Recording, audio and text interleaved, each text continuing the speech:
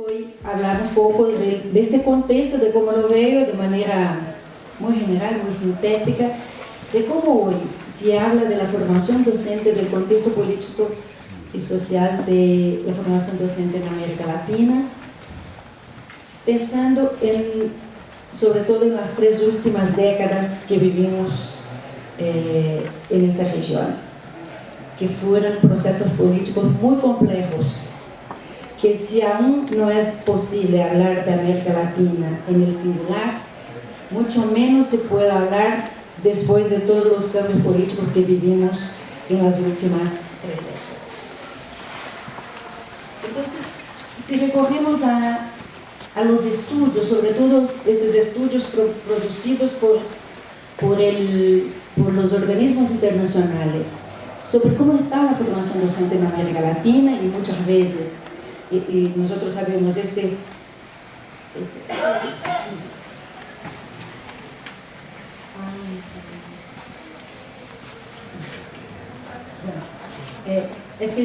sabemos que muchas veces estos estudios son producidos por encomienda de nuestros gobiernos, pero muchas veces también nuestros gobiernos son de alguna manera estimulados a acatar esos estudios, a aceptarlos, a financiarlos, porque hay todo un movimiento de los organismos internacionales en términos de una influencia de las políticas educativas en el mundo, en una agenda global. Estamos cada vez más trabajando con la idea de que hay una reforma educativa que es global, hay una agenda de la educación que es global, y que los organismos internacionales juegan un papel muy importante en este sentido.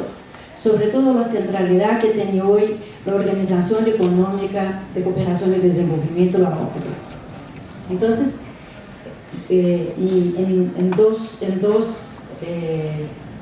mecanismos, sobre todo, por medio del PISA, que desde 2000 viene cada vez más involucrando a todos los sistemas educativos a hacer siempre el mismo,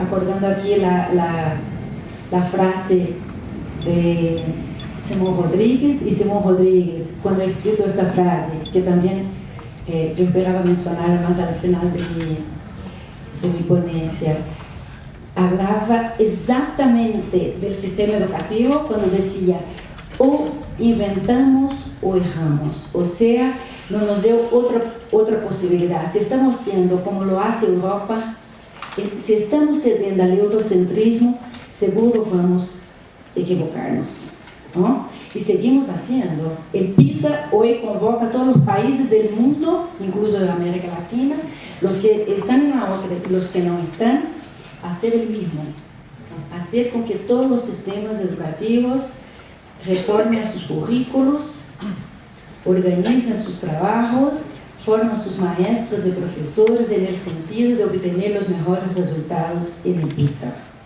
Y un otro mecanismo muy importante cuando estamos hablando de formación docente, y que también lo maneja la OCDE, es la TALES. TALES es una encuesta que se produce a cada 5 años también por la OCDE. Y la última, este año justo están produciendo una nueva AS, una nueva TALES. En la última OCDE, 30 países participaron. En América Latina, si no estoy equivocada, solamente Brasil y México hacen parte de este grupo de 30 países.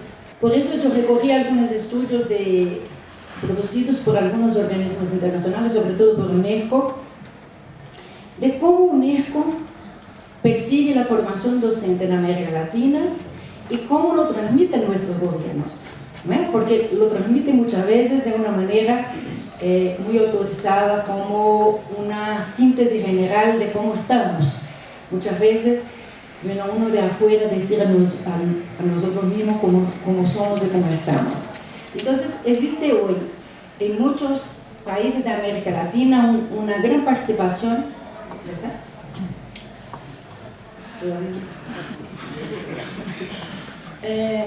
En relación a la calidad de la formación inicial de nuestros profesores. Esta es la principal preocupación que nos pasa a los organismos internacionales, como si el problema de la formación docente en nuestros países fuera la calidad.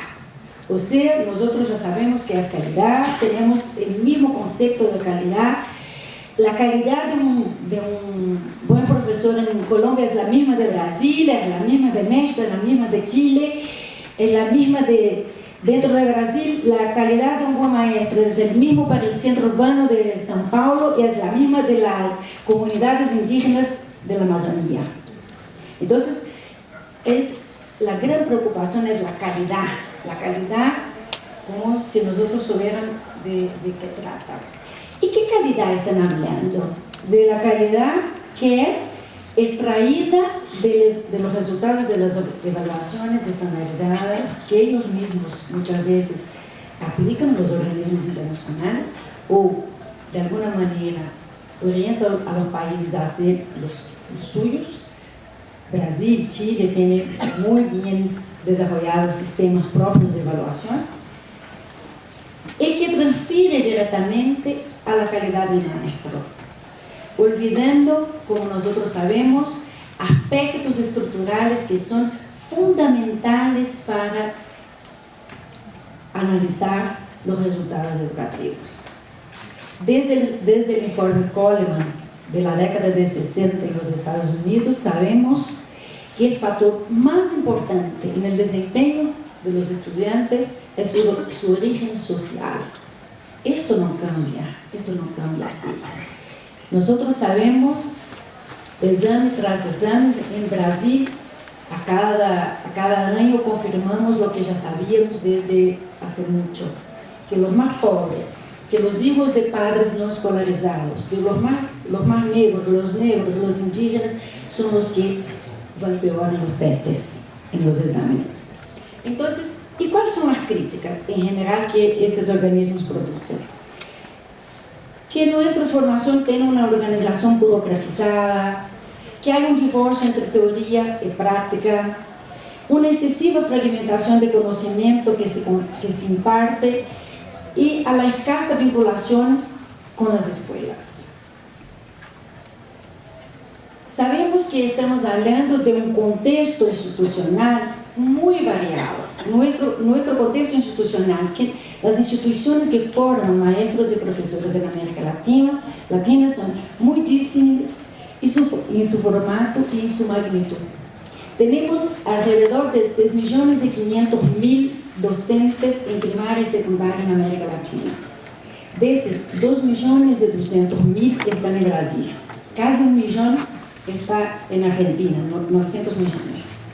Pero tenemos Paraguay con 40.000 docentes. Entonces, tenemos ahí una variedad.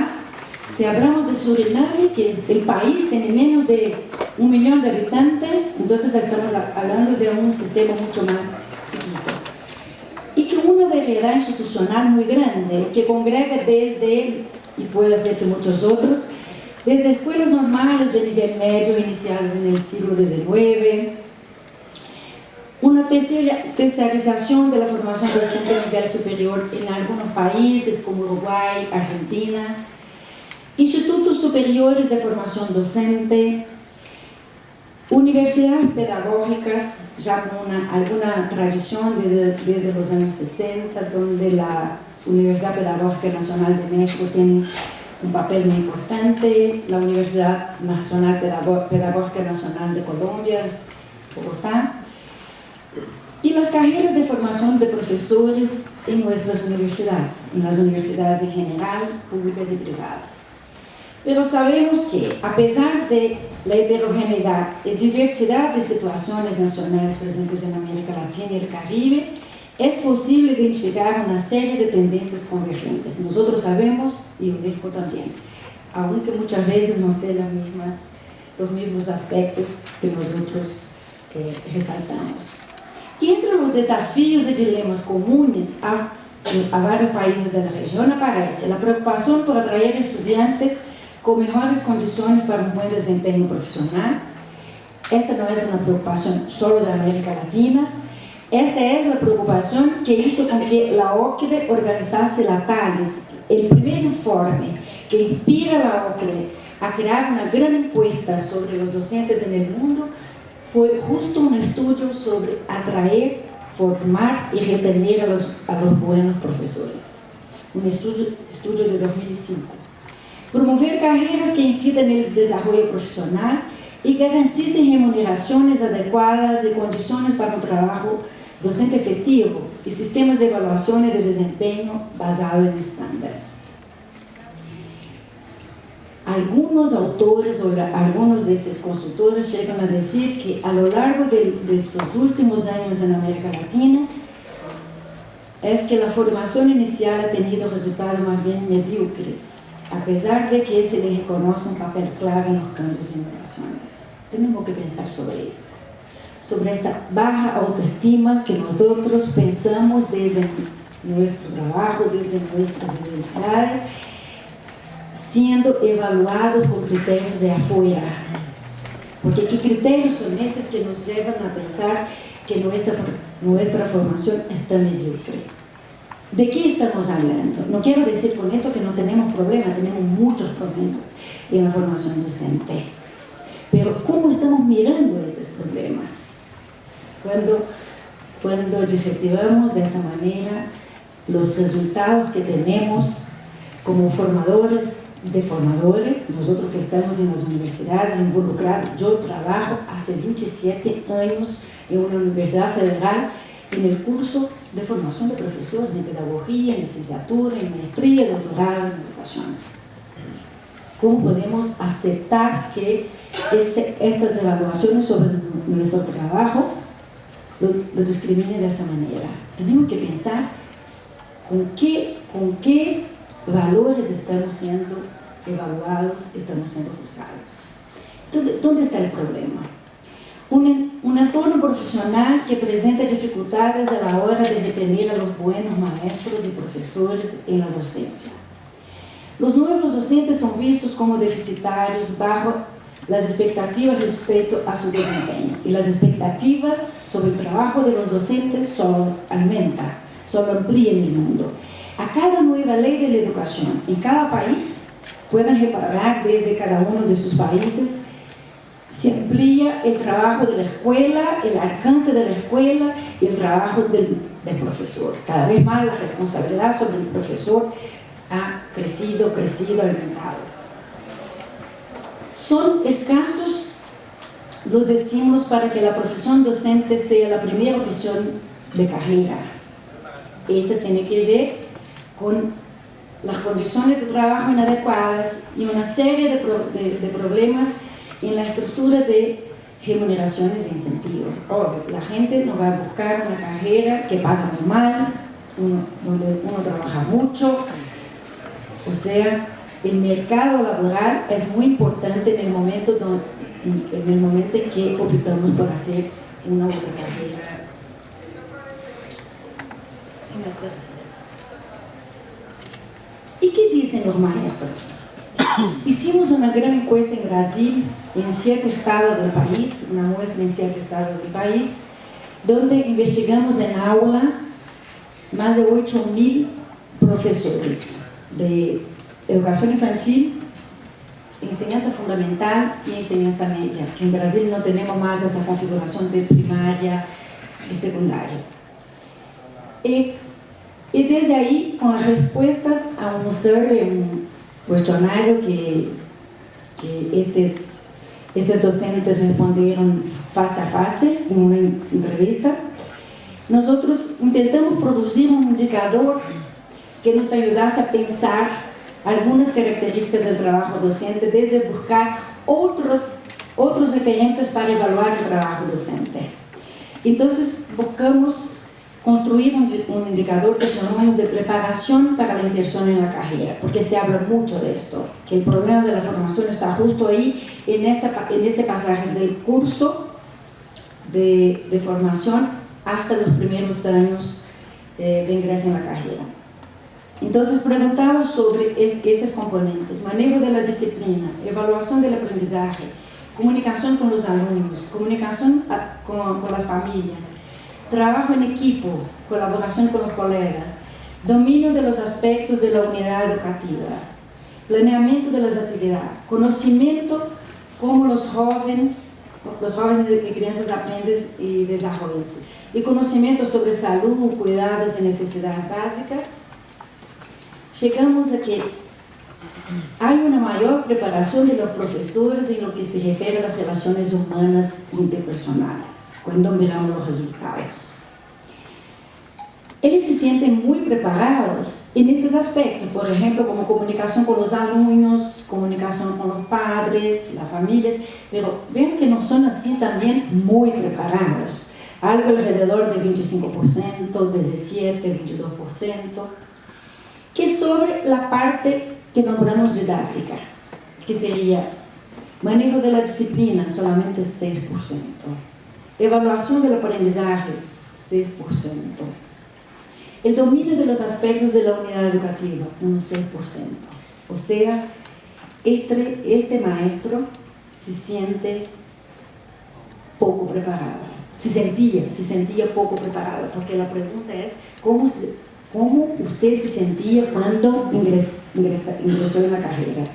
Bueno, esto es una investigación muy larga, yo traje aquí apenas este ejemplo, en otra oportunidad podemos hablar mucho más de eso, pero la idea es justamente perceber que de hecho estos docentes se sienten muy poco preparados. Y ahí buscamos interpretar esos resultados, por ejemplo, intentando ver si, por ejemplo, los maestros con posgrado se sienten más preparados que aquellos que tienen una formación media. En términos estadísticos no hay correlación, no hay diferencia. Tampoco por los cursos. Si uno que hizo una pedagogía, otro que hizo una licenciatura en matemática, porque en Brasil es como acá en Colombia, licenciatura son los cursos que forman profesores. No hay diferencia. Si consideramos que, sobre todo en Brasil, pero no es una realidad solo de Brasil, aunque allá sea más fuerte este componente, más del 70% de los profesores de Brasil son formados en instituciones privadas, empresariales, de muy baja calidad, y muchas veces en cursos nocturnos. Y ahora, con el advento de la educación a distancia, muchas veces también a la distancia. Entonces, esto es algo a se considerar y a explorar en otros estudios. Pero lo que vimos en los últimos años, sobre todo en los países que vivieron gobiernos progresistas, hay hoy toda una complejidad para hablar de esos gobiernos, hay muchas formas de tomarlos. Yo voy a tomarlos como progresistas para no crear para no tener que explicar muchas cosas. Los gobiernos más progresistas como de Brasil, de Argentina, de Uruguay, el Frente Amplio. También hay los gobiernos que se fueron más hasta el socialismo del siglo XXI, como Bolivia, Ecuador, Venezuela, Chile, y en otro bloque, Chile, Paraguay. Bueno, si tomamos las mudanzas, los cambios que estos gobiernos intentaron hacer en sus países, sobre todo en lo que se refiere a la formación docente, vamos a ver que tuvimos logros importantes. Yo tuve la oportunidad de participar por 2 veces de un estudio comparado entre Brasil, el primer fue entre Argentina, Brasil, Paraguay y Uruguay, en el ámbito del PASEI, organizado por una amiga, una gran colega de Argentina, Alexandra Vigi. Y el segundo estudio, que recién terminamos, además de esos 4 países, también estuvo Colombia. Y el informe de Colombia estuvo coordinado por Alejandro Gallego, de la Pedagógica. En estos estudios nosotros podemos percibir que hay muchos logros de esos gobiernos, que vivimos en esos países muchos cambios, y que estos cambios en general demostraron que hubo una ampliación de la oferta de formación docente, una diversificación en el sentido de pensarla más allá de este aspecto normativo institucional que busca una calidad que está más allá, y sino que desde una perspectiva de la formación como un derecho. Entonces, uno de los factores que percebemos fue que hubo una segmentación de la educación superior, que ya había, pero está cada vez más segmentada esta formación superior por estas iniciativas de esos gobiernos, pero también por otros procesos que voy a desarrollar un poquito más. Y los que optan por la docencia provienen de hecho de sectores menos competentes académicamente o de sectores más empobrecidos en la sociedad. Esto es muy claro en países donde el ingreso a la educación superior es un ingreso muy restrictivo, como en el caso de Brasil. Entonces, las más bajas carreras, los más bajos puntajes siempre van a las carreras de educación. Del total de la matrícula en educación superior del país, 18% están en cursos de formación de profesores. Pero también esto fue acompañado de una popularización de los públicos con programas de becas y de ampliación del acceso a la educación superior a partir de la primera década del siglo XXI. En esos países, donde yo mencionaba, en Brasil, en Argentina, tuvimos becas para los profesores, los estudiantes que estaban se formando para profesores y para los profesores en inicio de carrera. Bueno, pero esto viene junto con un avance de la privatización de la educación y de la lógica mercantil en la oferta de formación docente. Un crecimiento de las instancias semipresenciales y virtuales como política de gobiernos, en muchos casos. Una vez más, hablando de mi país, en el caso de Brasil, la creación de la Universidad Abierta de Brasil, que es una universidad pública, pero virtual, que está ubicada en las universidades públicas ya existentes en el país, pudo ampliar en mucho el acceso a la formación de profesores de nivel superior en regiones más lejanas de los centros del país, en la Amazonía, en el norte y nordeste del país. Pero también esto viene como un mercado, ¿no? Como una oferta privada de ámbito hasta internacional, lo que está haciendo el grupo Pearson y el grupo Croton en el mundo, pero en nuestros países no es algo sencillo. A veces pensamos que ya estamos en una jaula, ya no hay cómo salir de eso, ¿no? Que ya está todo dominado. Y la ampliación de la oferta privada de carácter mercantil, un cierto mercado de la capacitación. Cada vez más se abre facultades, escuelas superiores de formación docente como una verdadera venta de diplomas. Sobre todo a partir de los momentos en que estos diplomas, estos certificados pasan a ser contados en la carrera como incentivo. Si uno tiene un posgrado, una maestría, pasa a ganar un poquito más, entonces por ahí empieza a haber una verdadera fábrica de diplomas. Y yo traje ahí un depoimento de ese señor Carbonari, si ustedes no conocen, muy poco tiempo van a conocer, es brasileño, pero ya es uno de los más millonarios del campo educativo en el mundo. Empezó como profesor de un prevestibular, de un curso preparatorio para la universidad, profesor de matemática, pero hoy es socio del grupo Croton.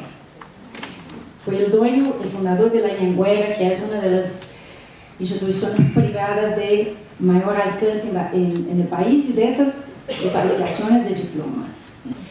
Él dijo, voy a leer en portugués: o diploma universitário representa o melhor projeto de vida, ampliando a empregabilidade e ascensão junto à comunidade de que participa.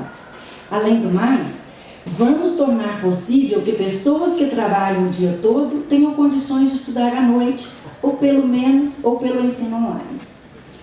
Esto él habló en una entrevista en Hollywood, inaugurando la primera universidad brasileña en Estados Unidos. Estamos haciendo el revés ahora estamos nosotros en el imperialismo brasileño en los Estados Unidos. Esta es una broma sin cualquier fundamento. Estamos cada vez más sometidos al dominio norteamericano, pero este señor ya no es un brasileño, sino que un capitalista transnacional que habla de su negocio. Esta universidad se llama Must en inglés, Must, pero es una sigla y que juntando se da must, como algo mejor, ¿no? Bueno, entonces, al mismo tiempo la formación docente puede ser vista como un derecho en estos procesos. Son procesos contradictorios en nuestra región. Y que yo sé que no tengo que explorar todo acá porque vamos a tener todos esos días con muchas contribuciones muy interesantes que van nos ayudar a comprender este complejo cuadro. A la consideración de las pertenencias culturales y étnicas, por ejemplo, el proceso de Bolivia, por ejemplo, ¿no? La formación de los maestros en Bolivia, de los profesores, es una prerrogativa del Ministerio de la Educación y hoy tiene una preocupación muy ubicada en las culturas originarias, en el sentido de que toda la educación sea una educación bilingüe, por ejemplo. La formación bilingüe en Perú, en Ecuador, en Brasil la pedagogía indígena y quilombolas, tenemos muchas comunidades quilombolas que pasaron a tener dentro de las universidades públicas de Brasil cursos regulares de formación de profesores dirigidos a estos públicos. También las licenciaturas para el campo, para pensar desde la perspectiva no solo urbana, como son nuestras formaciones, y la calidad que es evaluada, que es una calidad pensada a partir de los valores del urbano, sino que una formación para el campo, que sobre todo emprega la pedagogía de la alternancia. En tiempos de cosecha, el trabajador está en el campo, y ahí van los profesores. En tiempos que se espera el crecimiento de la plantación, se van a la escuela. La revalorización de los saberes pedagógicos. Hay muy buenos trabajos de Flavia Terrige en Argentina, intentando recuperar justamente esta perspectiva. El compromiso de las universidades con la escuela pública.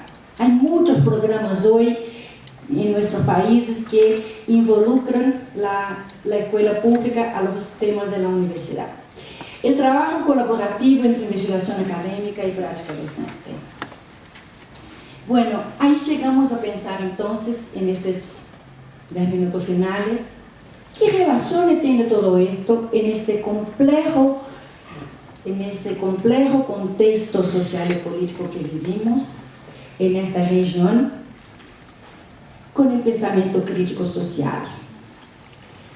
Uno de los análisis que hacemos de esos gobiernos progresistas que con distintos matices podemos vivir en nuestra región es que en muchos de ellos la respuesta en términos críticos educativos no fue una respuesta competente. La nueva gestión pública siguió siendo la cartilla, el receptuario para administrar la cosa pública. Es como si hubiéramos perdido la idea de lo que es el bien público, que no se maneja una institución pública como se maneja una institución privada. Que la eficiencia del público no es la eficiencia del privado, no es hacer más con menos. Que las finalidades del público son otras finalidades. Es como si estuviéramos todos colonizados por la nueva gestión pública, de la derecha a la izquierda. Yo siempre que empiezo un curso en el grado, una de las primeras cosas que yo pregunto en clase es eso, si ellos son capaces de diferenciar los objetivos de una institución pública de los objetivos de una institución privada. Eso, cuando estamos hablando de educación, es muy importante, es mucho más serio do que si estamos hablando de una empresa pública de petróleo, de un banco público, ¿no?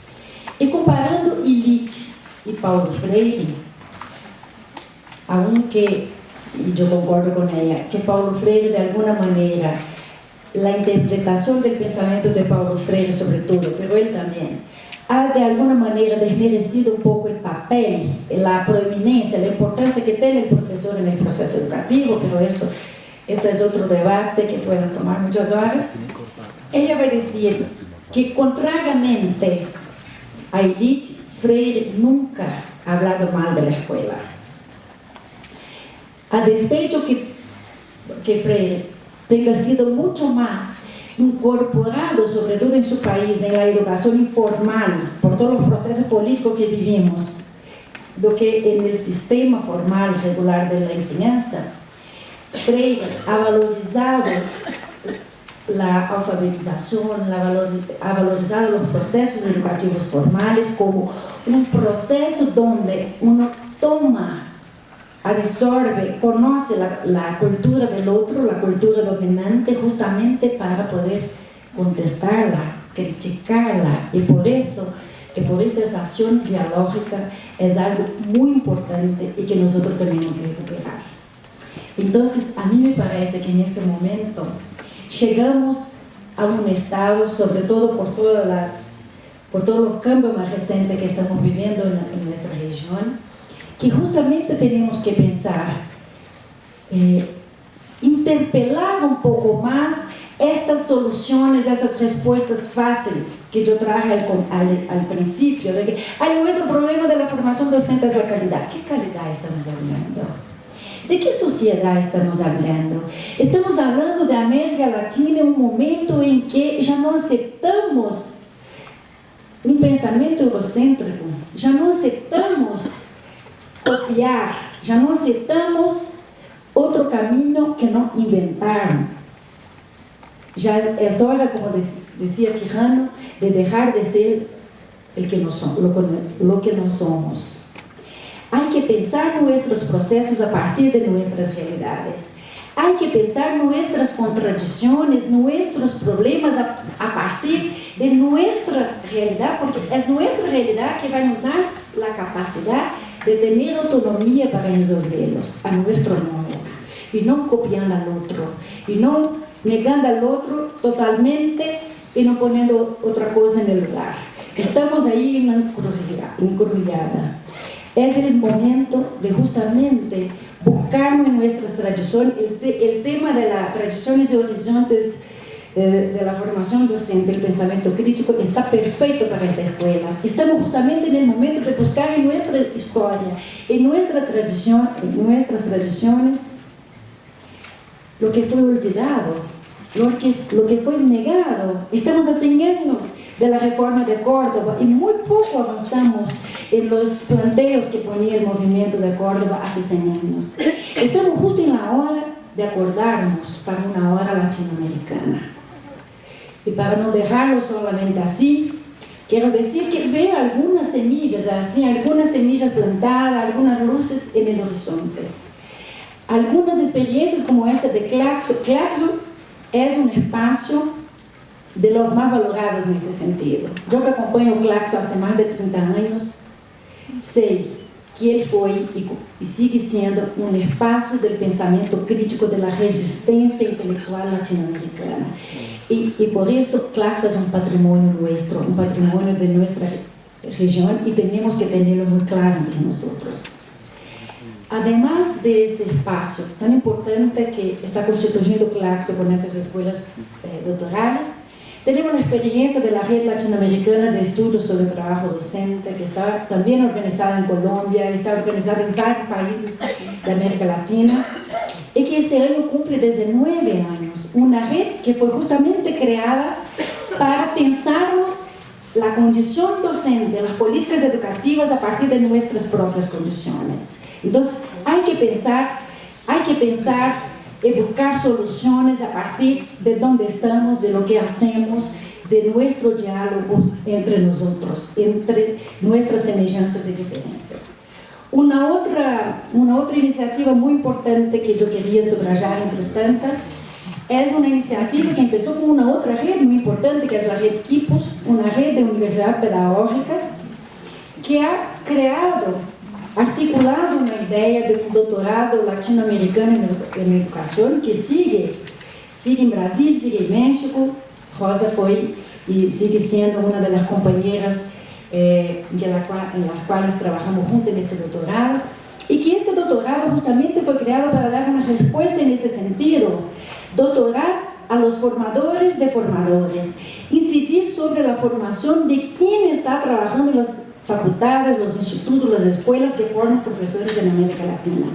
Hoy, solo en Brasil ya tenemos 53 tesis de doctorado defendidas. El doctorado empezó en 2010.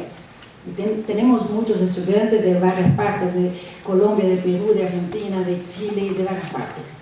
Y por fin, para terminar, hasta el sindicato, que también tiene pensado mucho, se repensado mucho, resignificado muchas de sus acciones, pensando en estos nuevos contextos. Y una de las más importantes acciones en ese sentido es ese encuentro pedagógico latinoamericano que lo organiza IEAL con sus sindicatos filiados en América Latina, la Internacional de América Latina, de la Educación para América Latina. Y el primer encuentro pedagógico latinoamericano fue realizado aquí en Bogotá en diciembre de 2011 en la FECOD, con el apoyo de la FECOD. Así que nosotros tenemos algunos espacios y yo invito a cada uno, a cada una a valorar esos espacios, a participar de esos espacios, a pensar desde nuestra perspectiva. Yo estoy segura que estos días aquí serán días muy productivos para seguirnos pensando desde esta perspectiva. Muchas gracias por la atención. Muchísimas gracias, doctora Dalila, por todas estas invitaciones e interpelaciones tan importantes. En el contexto de las alternativas metodológicas que nos plantea este evento, a continuación vamos a tener unos comentarios a esta conferencia por parte de la doctora Ruth Milena Páez. La doctora Ruth Milena es licenciada en Educación Básica Primaria, es magíster en Educación de la Pontificia Universidad Javeriana, doctora en Educación de la Universidad Pedagógica Nacional y es docente e investigadora de la Universidad de La Salle, adscrita a la maestría en docencia. Doctora Ruth, bienvenida.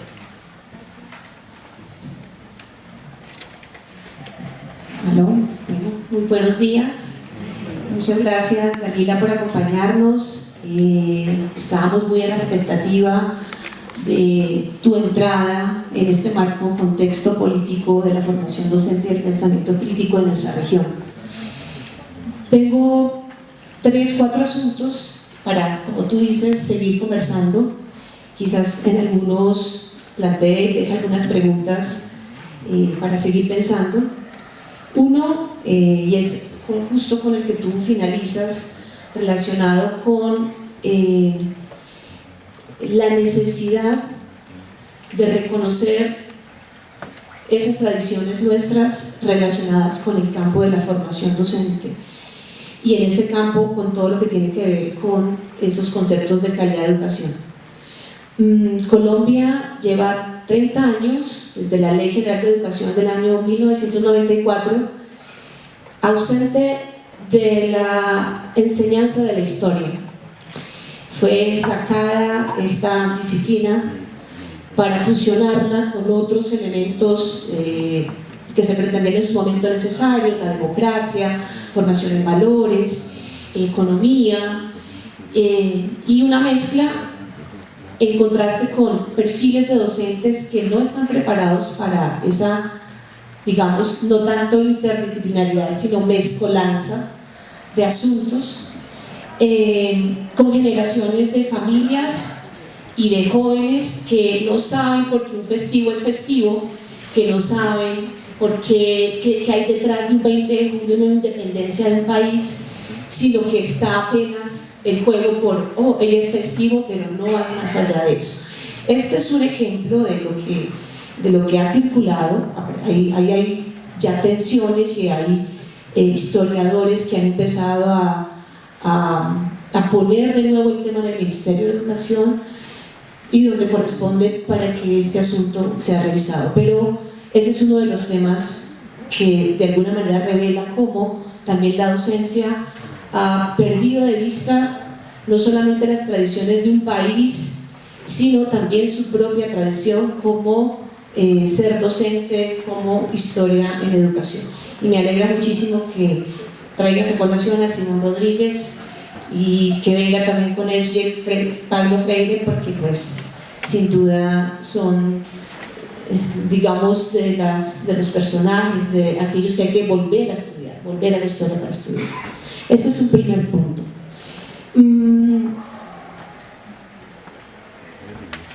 Otro tema, el tema de las demandas de la sociedad relacionadas con la formación docente.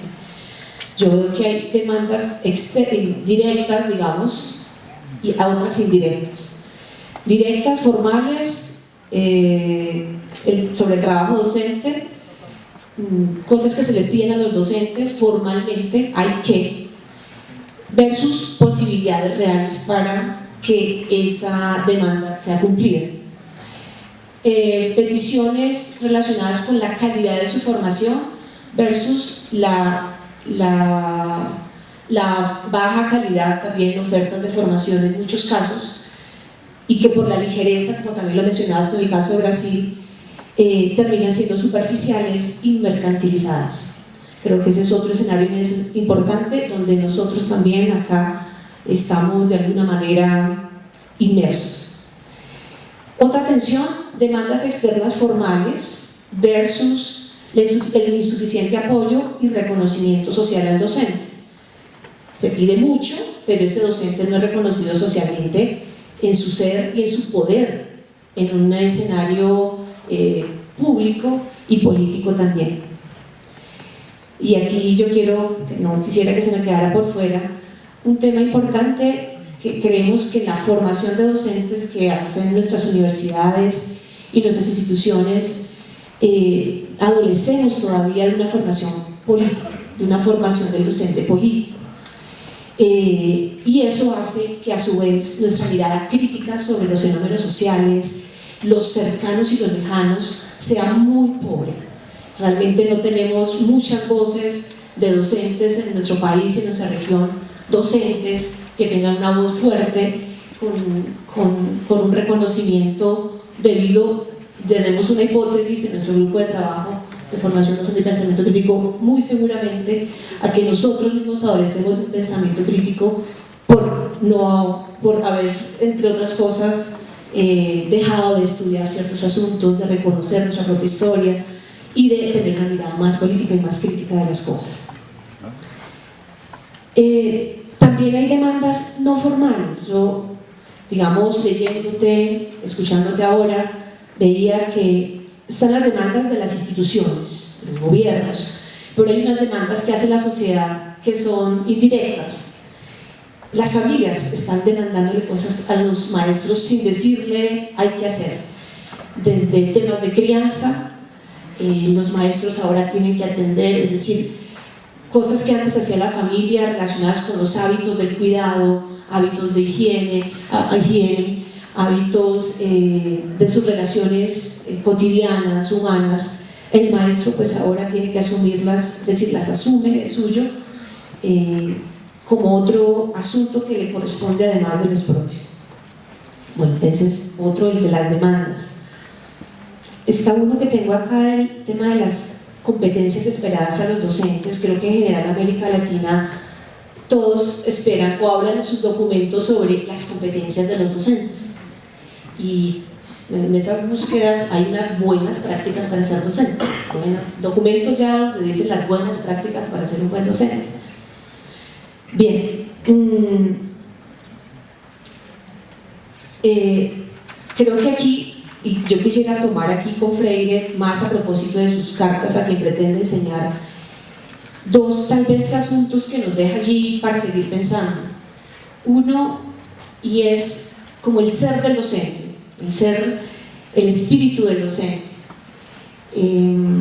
que lo relaciona a él con esas características y esa sensibilidad social, esa sensibilidad por su contexto propio y su contexto más lejano que necesita un docente.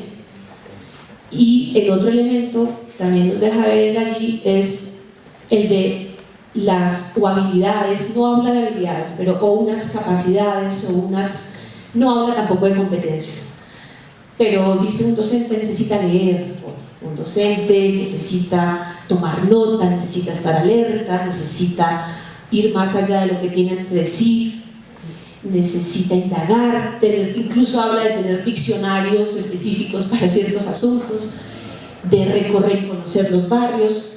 Creo que ese saber, porque se va más por el lado del saber, también es otro elemento que necesitamos y que nos hace como como falta para nutrir esos diálogos. Bueno, yo quiero ser respetuosa con el tiempo. Este es un comentario, no una ponencia de conferencia.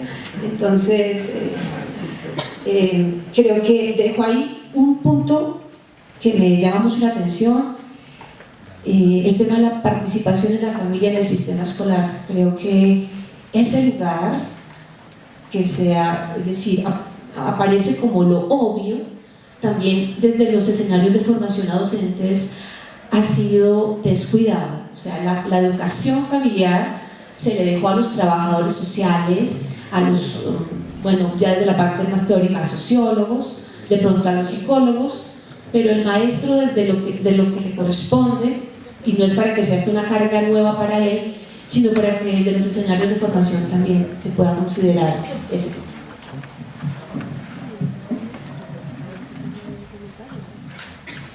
Bueno, muchísimas gracias, Ruth, por los planteos, por la atenta escucha y por traer cuestiones que nos invitan a pensar mucho más.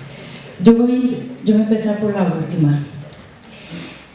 Este tema de la relación de la familia con el sistema educativo es algo que me preocupa mucho, porque es una relación compleja y que nosotros no podemos tomarla solo por un aspecto.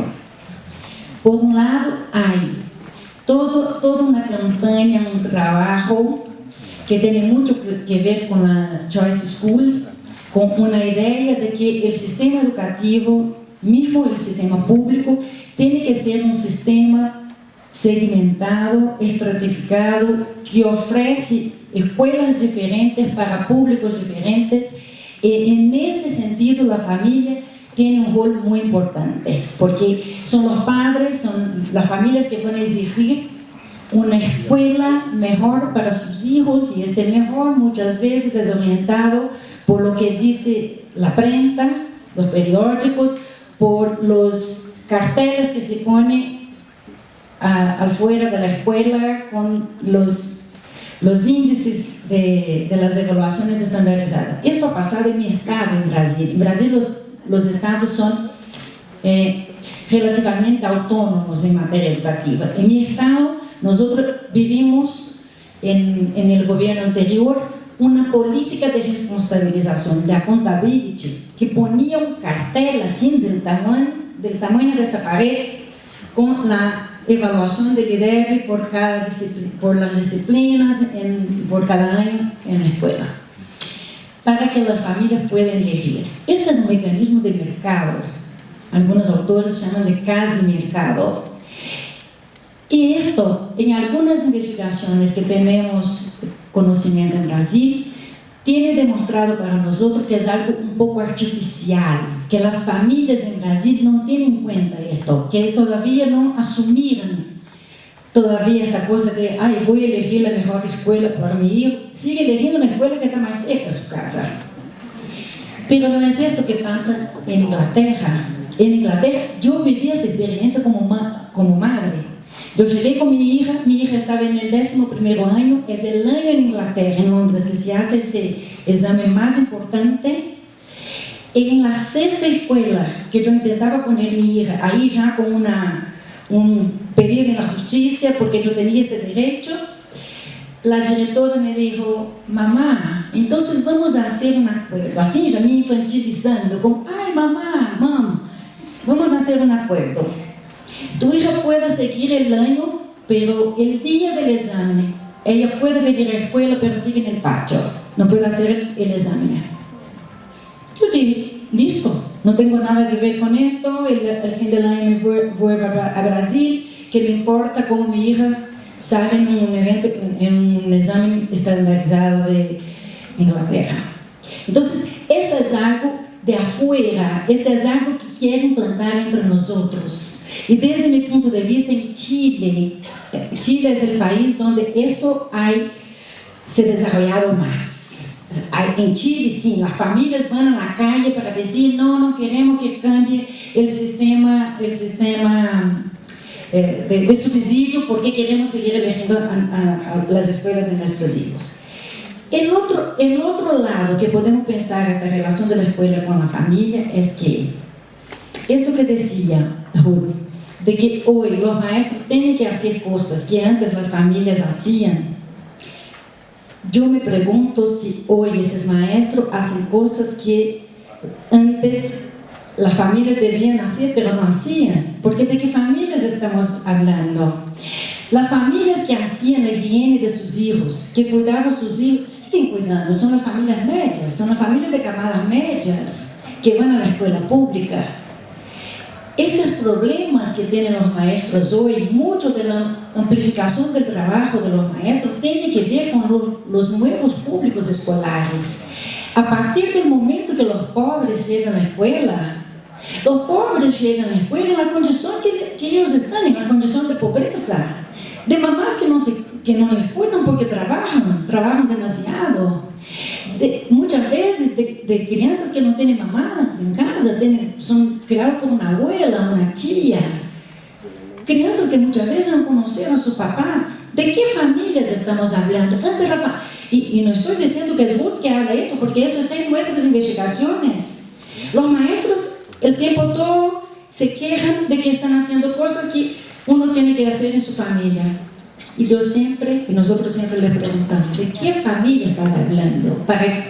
¿De dónde piensas que vienen tus hijos? Que llegan a la escuela hambrientos, sucios. Esto tenemos que pensar. Si este es un servicio de la familia o si es algo que la sociedad tiene que cuidar. Si tenemos que cuidar a nuestros niños, no importa, en algún espacio de la sociedad, estos niños tienen que ser cuidados. Para no tomar mucho más tiempo, quería decir que sobre esta cuestión primera que hablaba de la formación, de comprender una historia más allá de los héroes y de las fechas, para mí está muy claro que esta necesaria formación política que hablabas en la formación docente hay que ser recuperada. Tenemos que pensar muy seriamente sobre esto.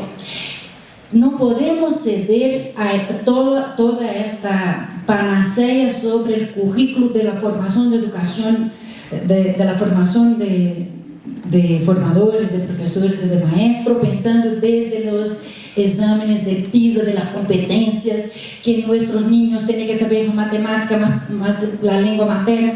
No estoy diciendo que nuestros profesores están bien preparados. Ellos mismos dijeron que no, que hay problemas y que tenemos que pensar sobre esos problemas. Sí, tenemos que pensar sobre esos problemas. Pero también tenemos que recuperar esto que hablaba Adriana Puigros, que pasamos mucho tiempo enseñando que la escuela no sirve, que la escuela es la reproducción del capitalismo, que la escuela está ahí para formar a la ideología dominante, que no hay espacio de resistencia. Tenemos que investir más en formación política justamente para contrarrestar esta ola conservadora que está llegando en nuestra región y que desde mi país, y no solo en Brasil, pero en Brasil también está muy fuerte, propone una escuela sin partido, una escuela que no habla de política, una escuela que no habla de sexualidad, que no habla de género, no habla de religiones. Confunde el Estado laico a todo el momento, confunde el Estado laico con otras cosas, pero lo que tenemos que pensar es que si nuestros docentes estuvieran un poco más preparados en términos políticos, seguro estas campañas no tenían tenido la fuerza que tuvieron en los últimos años en Brasil. No voy a decir de la región, pero en Brasil está muy fuerte. El país de Paulo Freire no habla de Paulo Freire, habla muy poco. Estamos ahora recuperando a Paulo Freire. Habla muy poco, es como el sujeto que está ahí como un héroe nacional. La gente es el patrono de la educación nacional, pero poco se conoce del pensamiento de Freire, poco se dialoga con Freire y poco se usa el método del diálogo de Freire. Entonces, estoy muy convencida que, por ejemplo, la pedagogía de Simón Rodríguez, que vivió en 1700 y algo, el siglo XVIII, hay mucho. tiene mucho a enseñarnos. Tenemos que recuperar estos enseñamientos. Tenemos que traer este contenido para la formación docente. Hay muchos estudios hoy que hablan de un vacío teórico en las teorías pedagógicas. Y las teorías pedagógicas pasaron a hablar de lo concreto, de los datos, ¿no? Y para ir cerrando, el último tema que quería decir es sobre esto que hablaba de que el docente necesita leer, dialogar. Me parece que el docente, esto es algo también que trabaja un poco Adriana Puigros en este ensayo, es la necesidad que el docente también incorpore, domine, tenga dominio de las nuevas tecnologías, de los nuevos lenguajes, ¿no? Vamos a tener la profesora Ana Pereira, que sé que es una experta más en este tema que yo y varios de nosotros, pero esto es muy importante también. No podemos decir no. Queremos que el docente vuelva a la condición de los años 60, que la aula sea, todos van a dejar sus celulares en la puerta de la... No, estamos viviendo otro mundo.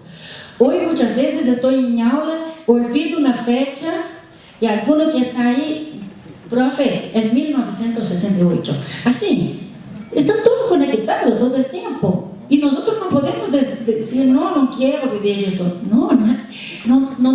No tengo el poder de decir si quiero o si no quiero. Así es. Y a mí me parece que la escuela sigue siendo muy importante con todos los cambios tecnológicos, todos los cambios de lenguaje, sigue siendo un espacio de convivencia muy importante y que no podemos olvidar esto. Por eso la formación docente también no puede dejar de lado estos conocimientos. Muchísimas gracias. Muchísimas gracias.